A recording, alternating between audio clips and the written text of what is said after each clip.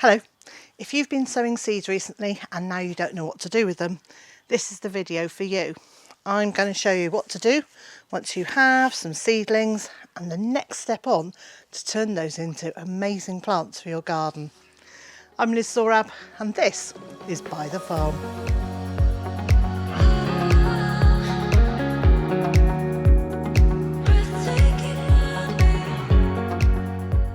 So this isn't for the seeds that you've sown directly into the ground in your garden, but for anything that you've grown in pots or in seed trays to grow under cover. So that might be in your house, in a conservatory, in a greenhouse, under a cloche or in a polytunnel. So there's a couple of things you're going to need. You're going to need some pots to put your plants in, and those could be individual pots that you've bought or been given. It could be pots joined together in a tray like this one. Sometimes they're quite sturdy, sometimes they're much more flexible. Or you could use empty and clean containers from food, so like yoghurt or fromage frais. And what I like to do, rather than stabbing a hole in the bottom for drainage, is I cut a piece off at the side. So I very carefully cut a small drainage piece at the side, and I do that on both sides, and that gives me plenty of drainage. What you do need to do is pick up the tiny pieces of plastic and make sure that you throw those away appropriately. And you'll also need labels. They could be plastic ones like these, could be wooden ones. You could use a white chalk pen like I've used on the outside of this tray. But whatever you use, you'll also need a writing implement to go with it. And even when I'm using writing on the outside, I still like to have these because they make the next step much easier. And then you're also going to need some sort of potting compost. So this one is a peat-free multi-purpose compost, and I think it's called potting compost in America. I quite like to have a chair to sit at, and I quite often put the radio on, and I just enjoy myself and lose myself in this process and take time and care. And I find this a very gentle activity.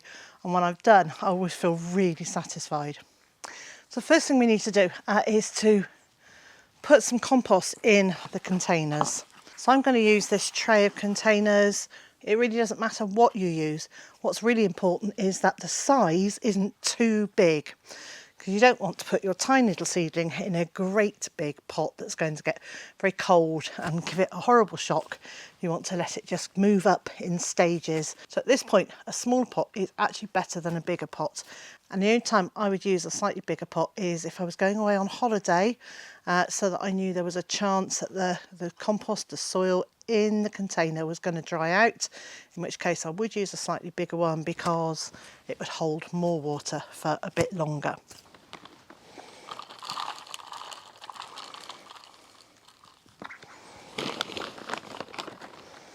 Now don't get too hung up on the type of compost you're using.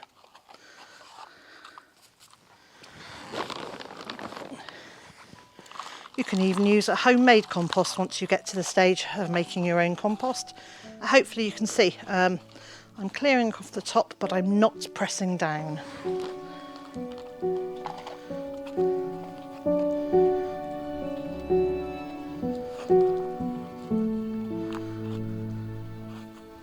And the reason I'm not pushing all this compost down into the containers is, if you imagine you're a very delicate little root, you're going to find it quite difficult to get through compacted compost. So I like to leave it reasonably loose, and then those little roots will have plenty of chance to grow. Now what I will do is I'm just going to pick this up and give it a little bit of a jiggle and make sure that the compost is settled. There we go, that's kind of even, that will do me. Or the other thing you can do is you can give it a quick bang if you're working on a solid surface. I'm working on a moving and hanging shelf, so banging this down onto the metal grid here is not going to do much good. So next step is to look at your seedlings. Now I've sown these, I was supposed to have sown them quite evenly, and I look like I've got one in here, 3, 1, 2, and then 4 or 5. So it wasn't as even as I would have liked it to have been. And my next step is to take these out. So I'm going to use the label, and I'm going to lift, and I'm holding it very gently, and there's the little root at the bottom there. And then I'm going to make a small hole, put that in, and gently, and this is really gently, push the soil around so it's making contact with that root but not compacting against it. So now let's do one where there's more than one seedling. So when you handle the seedlings, handle them by the leaves or by the soil, but don't handle them by the stem, because the chances are you'll squash the stem, and once that's squashed, it will be no good. So there we go. Again, we've got several plants, three plants here. So there's one,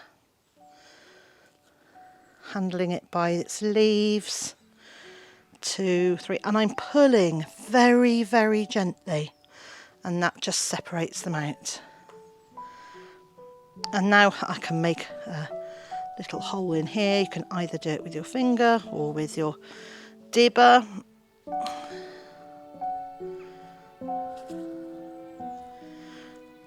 And very gently placing the roots in.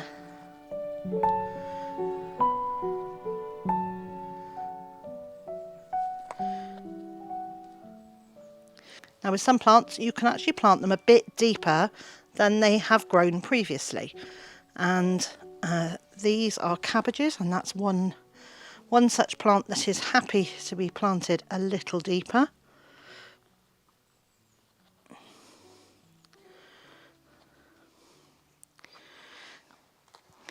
And there we go, there are 12, and on this little seed tray I've actually got a different variety growing here. So what I'm going to do is I'm going to leave these. I'm not going to throw this compost away, because there is a chance that maybe 1 or 2 more might come up over the next week or 2, and then I can add them into this tray. So don't forget to label your tray. So the next thing you need to do is to water your transplanted seedlings. And just as with my seedlings, I like to water my plants from beneath. So I put them in a tray and I water into the tray. You can water over the top of the seedlings, but if you do that, make sure you have a rose and start pouring before you get to your compost. Because that way you don't get a sudden splurge just over one of the plants. If your seedlings are sitting in a tray of water, come back in 10 minutes to half an hour and check that the water has absorbed up through the compost, and then remove them from the water, because you don't want those little roots sitting in water and effectively drowning. And the idea is that you keep them under cover and protected until the weather has warmed up a little bit and you've hardened them off, which is a process of exposing them to cooler temperatures little bit by bit till they get used to it, and then you can plant them outside. And if you'd like to see how I made that hanging support that I keep my seeds on, I'll leave a link on the screen and in the video description. And if you click on that link, it'll take you straight through to that video.